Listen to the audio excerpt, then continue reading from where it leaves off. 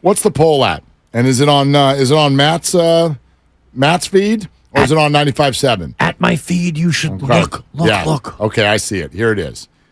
You're starting a team. Who are you taking to coach it? Kyle Shanahan or Sean McVay? I'm going to go ahead and now there's only a couple hundred votes here. I'll vote, and this will surprise everybody. I'll vote for Kyle Shanahan. There's an upset. I was waiting for it. 86.7% of the responses. It's that one-sided? 86.7% of the respondents. That is virtually 7 of 8 are saying Kyle Shanahan. And I know it's skewed because, it's Niner fan base and all that. Sure. And also, McVay is not only is he not beloved, but he's a little bit reviled among the fan base and most people. Yeah. I mean, he rubs a lot of people the wrong way. Well, gosh, don't we hear that about both guys? And at a certain point, can we turn that around on people? Can we stop being rubbed the wrong way? Do you know who would rub me the wrong way if I were a fan of their teams? Bill Belichick, Nick Saban. They rub me the wrong way. Oh, not me. Because they look like jerks. But all they do is win, win, win no matter what. Right. So, I guess what I'm getting at is who cares if the coach rubs you the wrong way?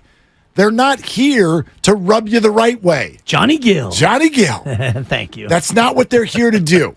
They're here to coach the football team and be really good at it.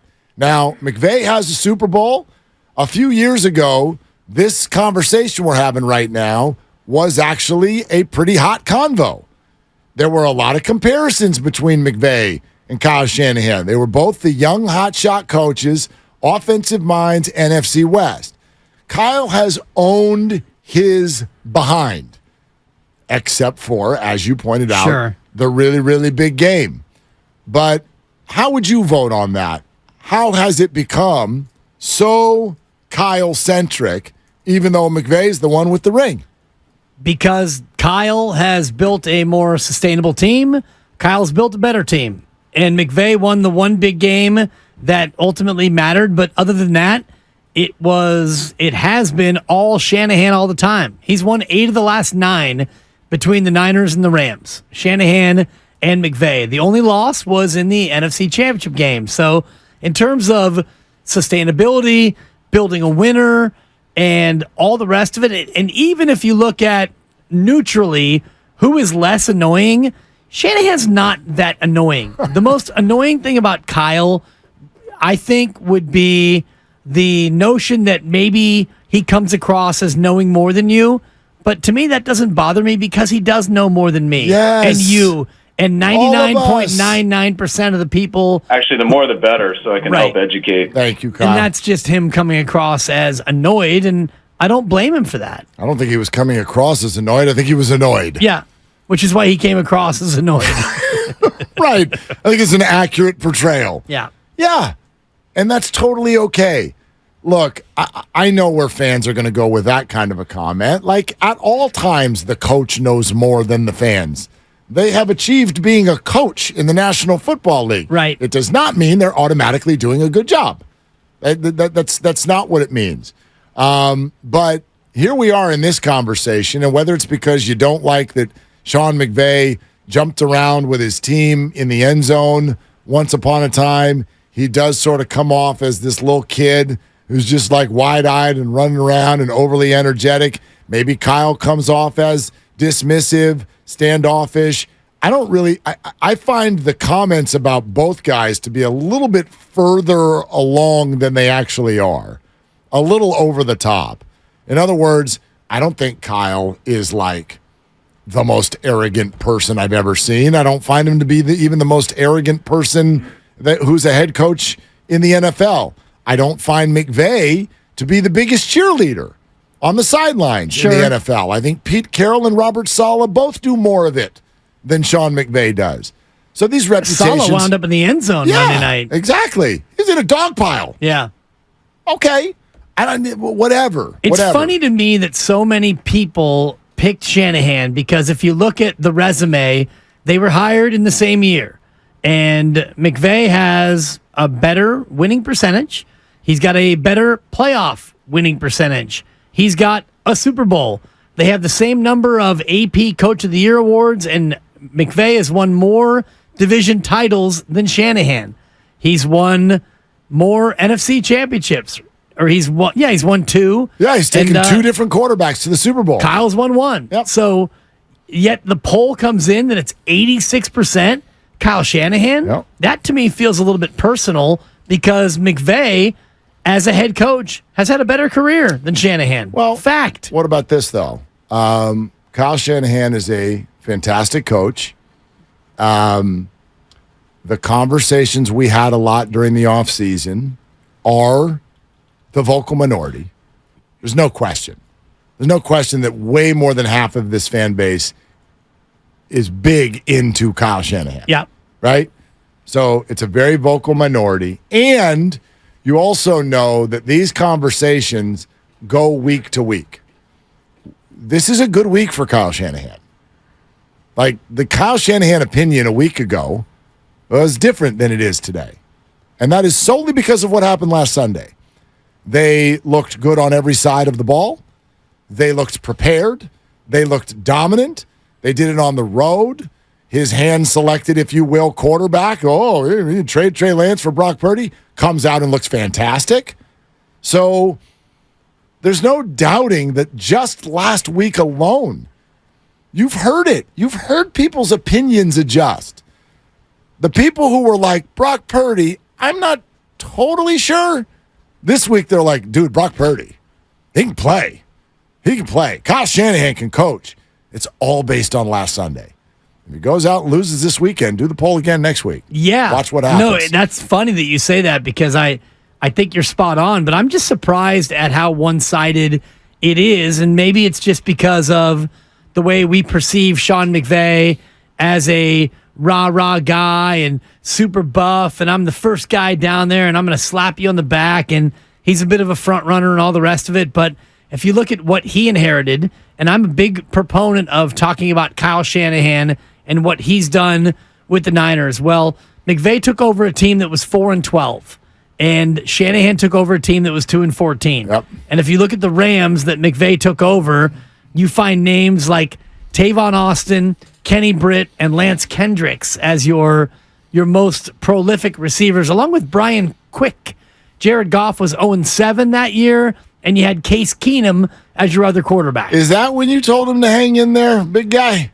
Brighter days ahead? No, that was subsequent to that. Okay. It was before the Super Bowl. Oh, good. But it was definitely after that 0-7. I'd have to go back to the film and see. We were at a Warriors game, and JT the Brick, who was doing middays at the time. Right. JT, we were there. I was doing Willard and Dibs, and JT had the credit card out in the BMW club. Oh. And so your boy was vodka soda after vodka soda after vodka soda. I had taken Uber that night from my nearby home in Oakland. So we got into the third quarter, and I made an ill-fated run at Roz Gold on Woo Day as a guest. I said, hey, Roz, we'd love to have you on as a guest. And she said, all right, take my number. And so I took her number, and I put it in my phone, and I called her. And it was some guy named Bob? No, it was Roz. Oh, and after like 4 rings, she looks at me, she goes, I got it. Okay, I got it. Yeah. Like, you can hang up. Sorry, Roz. Okay, Roz. She was talking to Baron Davis, and I said something about Kirilenko, and then I stumbled away, and I saw Jared Goff, and that's when I delivered that now historic. Wow. It was an MLK Day Junior game at Oracle. I'll get the date for you. That's not only a great story, there's a lot of name dropping that happened in the middle of it, too. I saw some other people that I may or may not recall. Right. But, yeah, didn't see a dribble of the game in person. Oh, gosh. Yeah, Let's go listen, to Dibs, half in the bag. I'll say I don't know, but then again, I do, and I take my cues from others on this. Like, well-established, I'm a big fan of Kyle Shanahan, but I would say this. If you go to the industry, okay, if you talk to people inside the league, I don't think that the poll results would be any different. if we put that poll out and only allowed industry people, players, other coaches, executives, longtime NFL writers, voices, what have you, if you gave that poll to them, I think almost all of them would say Kyle Shanahan over Sean McVay as well. At the same rate, you think? Pretty close. Man. Sean McVay's a good coach. There's no two ways about that. He's a good coach. Well, I ran down their plaudits, and he's got more Super Bowls, as many Coach of the Years, and a better record in the playoffs and the regular year. But see, that's what, in my opinion, that is where we fans go wrong with our opinion. We make it way too much about the fine print on the resume. Oh, McVay has a Super Bowl and Kyle doesn't. Conversation over. Life is deeper than that, man. More wins, more divisional titles. Totally different scenarios, better though. Playoff record, all of it. Different scenarios, different realities, different players, different situations, different everything. If you're asking a player or a coach or an executive the question, they're more going to come from a standpoint of like, well, I've gone against that offense. Or I've got a friend who played for them, or I used to coach with his dad, or whatever. They're both from football families, okay? Those opinions are not going to be based on, well, I looked at their resume and Sean's got more wins than Kyle, so Sean's better. It's more like their experience directly with going against them or playing for them and what that's like and who draws up the best plays and who gets his team all on the same page at a higher level or whatever. And I'm just telling you what I gather from others. I think there is a higher respect level for Kyle Shanahan in the league than there is for Sean McVay. And that's not to say that there's any disrespect for Sean McVay. Yeah, I wonder if it would be at that same rate that our boss Matt Nahigian's poll is indicating, which is 7 of every 8 are saying Shanahan. I think it would be closer to 50-50. It would still favor Shanahan. I think it might be more of a 60-40 because people will look at what McVay did in taking over a 4-win Ram team, and the only 2 wins that year by the Niners were against the Rams. Yep. So the Niners were 2-14 with 2 wins over the Rams. The Rams were 4-12. Both teams fired their head coaches, and McVay got to L.A., Shanahan got here. They started their career at the same time, and here we are. McVay's got the Lombardi, and Kyle doesn't. I get it, but coaching is not about the last game only. I know, I get you know that. What I mean? Like with people, in fact, and right here, we got T on YouTube. McVay has gotten the job done, and Kyle hasn't. I disagree because we have a different definition of what the job is. The job for both of these guys is not show up, win Super Bowl, go home.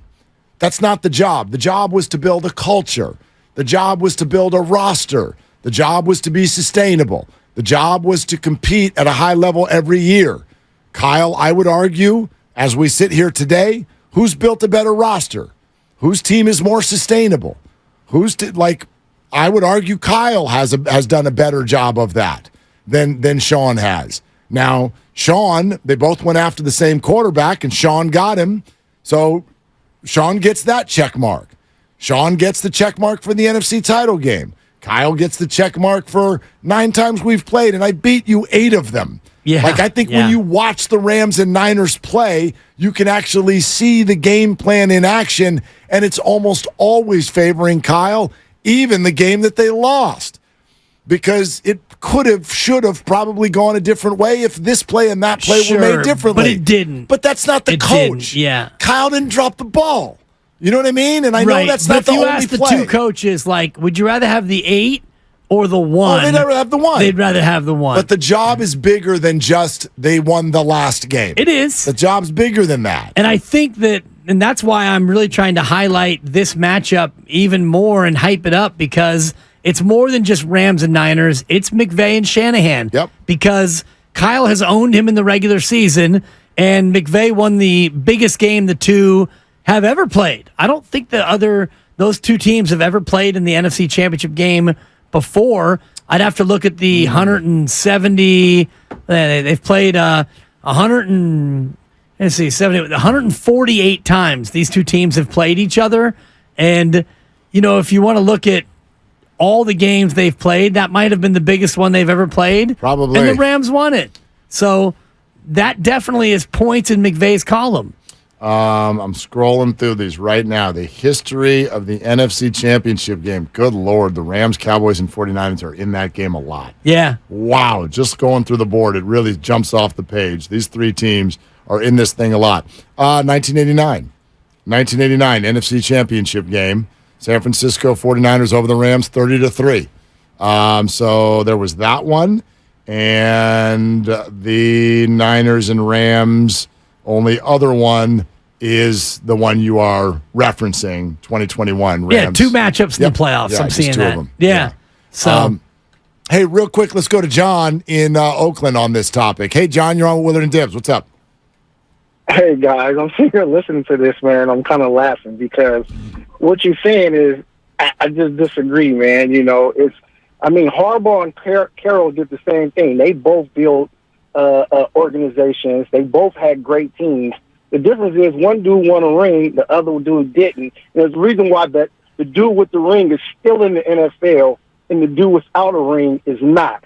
I mean, when you build a championship caliber team, you better win a championship, man, because I don't recall any Hall of Fame coaches without rings. So as great as you want Shanahan to be, he will be Harbaugh Jr. if he doesn't win a ring, man, period, point blank.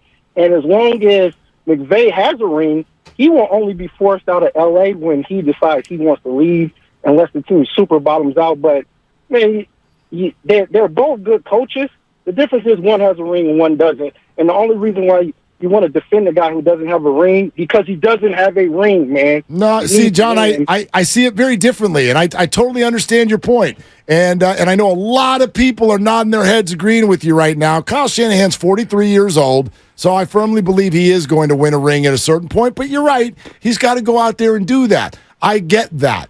But, for instance, let me go back to your statement. You said the only difference between Jim Harbaugh and Pete Carroll is that one has a ring and one doesn't. I disagree. Here's another difference. Pete Carroll doesn't wear people the bleep out. Jim Harbaugh does. So Jim Harbaugh got let go and moved on because there's more to it than the final game. I completely acknowledge what you're saying, and I know as a fan standpoint, why would you care about anything else? But in a way, you do without having to really sit and think about it and realize it. You can't win a ring unless you go build a great culture, build a great roster, then be a good game manager, play caller, all of those things. Both of these guys are that. They're both very, very good coaches. But it is way bigger than black and white. Who has ring, who does not have ring. Okay? And yes, you can win a ring and then wear out your welcome and get fired. Okay? I know Steeler fans who are done with Mike Tomlin. You talked about it the other day. They're starting to get a little worn out. He's won 2 rings. But so it's not this like red carpet ride to enshrinement just because you have a ring. And when you don't have one, that does not mean you're some sort of second-class citizen. Just my opinion. Yeah. Tomlin's got the one. Just one? Yeah, the Bill Cowher had the other one. I guess Big Ben has 2, but Tomlin has 1.